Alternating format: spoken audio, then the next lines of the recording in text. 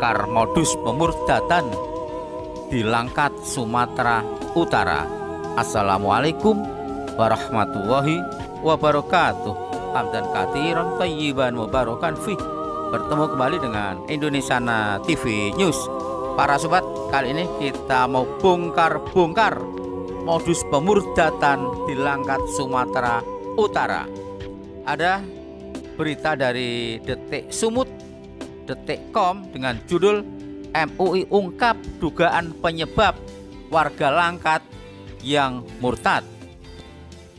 Terus terang admin tergelitik dengan berita ini. Karena apa? Para sobat, karena di mana-mana yang terjadi adalah gelombang mu'alaf. Di mana-mana, tidak hanya di Indonesia, justru di negara maju sana, Eropa dan Amerika, yang terjadi adalah gelombang mu'alaf. Tiba-tiba kok ada berita dari Detik.com yang mengatakan bahwa ada warga Langkat yang murtad. Admin tergelitik untuk mencari tahu lebih jauh apa penyebabnya. Pastilah ada sesuatu di balik semua itu, dan kita akan bongkar.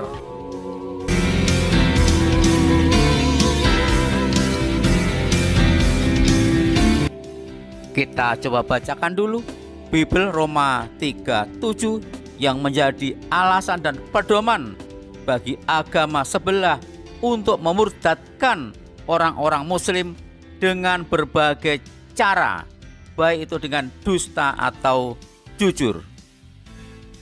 Bible Roma 3 ayat 7. Tetapi jika kebenaran Allah oleh dustaku semakin melimpah bagi kemuliaannya, mengapa aku masih dihakimi sebagai orang yang berdosa? Luar biasa ajaran agama ini. Bagaimana mungkin suatu ajaran agama boleh dilakukan dengan cara-cara dusta, boleh menyebarkan dengan cara-cara dusta, walau dengan cara dusta yang melimpah asal bagi kemuliaannya? Sungguh sangat aneh, sangat-sangat aneh. Bagaimana mungkin pengabaran Bible dengan cara dusta, walau dusta sangat melimpah asal untuk kemuliaannya? Masa sih kemuliaan Tuhan harus disebarkan melalui cara-cara dusta yang melimpah?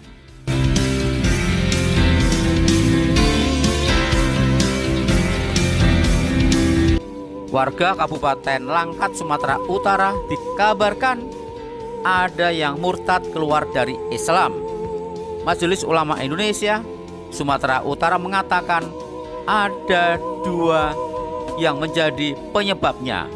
Yang pertama adalah faktor eksternal dan internal, kata Ketua Bidang Dakwah MUI Sumatera Utara MHT kepada Detik Sumut Ahad 15 Mei 2022. Dari faktor eksternal yaitu adanya kelompok yang secara masif mengajak warga untuk murtad. Nah, inilah para sobat, benar-benar agama sebelah masih dengan sangat-sangat frontal, brutal mencoba untuk menyebarkan agama kepada orang yang telah beragama. Lagi-lagi ini adalah hal yang sangat melanggar Undang-Undang Dasar 45 dan Pancasila. Tapi mengapa aparat masih diam-diam saja? Ajakan itu dilakukan dengan modus tawaran pekerjaan dan modus-modus yang lain.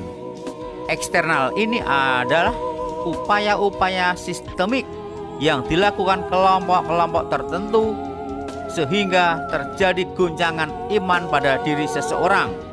Misalnya tawaran pekerjaan, tawaran keuangan, dan sebab-sebab eksternal yang lain.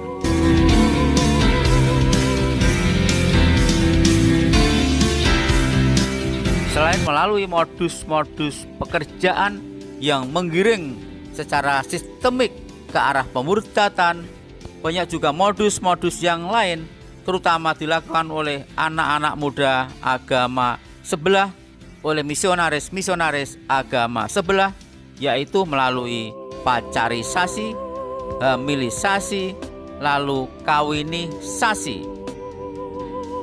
Modus ini sangat marak di berbagai daerah, termasuk di Langkat Sumatera Utara. Agama sebelah mencoba mengamalkan Bible Matius 10:16. Lihat, aku mengutus kamu seperti domba ke tengah-tengah serigala.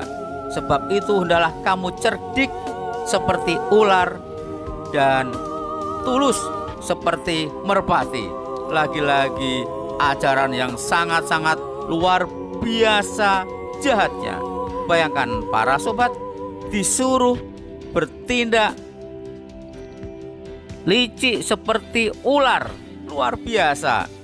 Ada kitab yang mengatakan silahkan kalian berbagai cara dan mencoba untuk licik seperti ular, licik dan jahat seperti ular, lalu bersikaplah tulus seperti merpati. Bukankah itu manusia munafik yang dalam hatinya sebenarnya dia licik dan jahatnya seperti ular, tapi di hadapan orang lain seakan-akan bermuka manis, senyum, tulus seperti merpati. Padahal ular tetaplah ular, kejahatan tetaplah kejahatan, dan ular tak mungkin jadi merpati. Jahat tetaplah jahat, jahat tak mungkin menjadi tulus.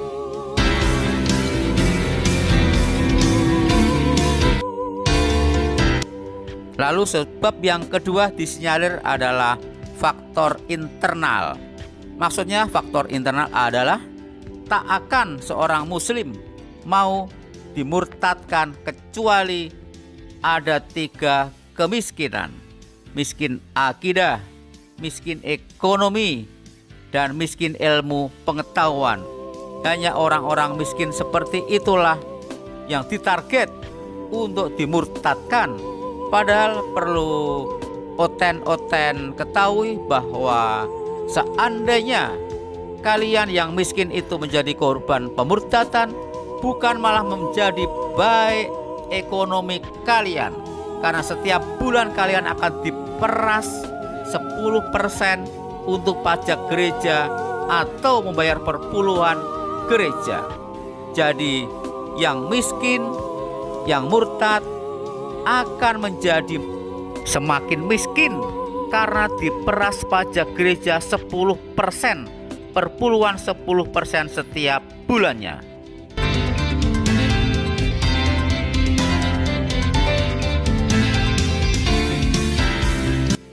Admin menghimbau kepada ormas-ormas Islam di Langkat dan Sumatera Utara pada umumnya, MUI dan yang lainnya, mohon segera ke Langkat, segera bahu-membahu untuk mengembalikan beberapa orang yang telah dimurtadkan karena dipaksa dengan berbagai modus-modus yang sangat licik.